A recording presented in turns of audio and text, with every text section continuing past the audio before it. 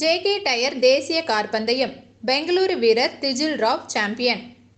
கோவையில் நடைபெற்ற 27வது JK tyre தேசிய கார் பந்தய இறுதி சுற்றில் பெங்களூரை சேர்ந்த இளம் வீரர் திஜில் ராவ் சாம்பியன் பட்டம் வென்றார்.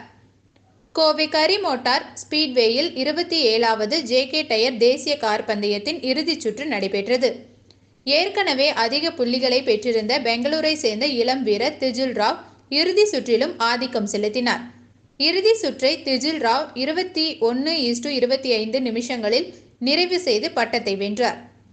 LGP ஃபார்முலா 4 கார் பந்தயத்தில் ஒட்டுமொத்தமாக 87 புள்ளிகளுடன் திஜில் ராவ் முதல் இடத்திலும், 45 புள்ளிகளுடன் பாலபிரசாத் இரண்டாவது இடத்திலும், 44 புள்ளிகளுடன் மெஹுல் அகர்வால் மூன்றாவது இடத்திலும், 43 புள்ளிகளுடன் கோவையை சேர்ந்த சரண் நான்காவது இடத்திலும் உள்ளனர். அதேபோல JK tyre Royal Enfield Continental GT கோப்பைக்கான போட்டியில் புதுச்சேரியை சேர்ந்த நவநீத் குமார் 10 சுற்றுகளை 13:1 நிமிஷங்களில் கடந்து முதலிடம் பிடித்தார்.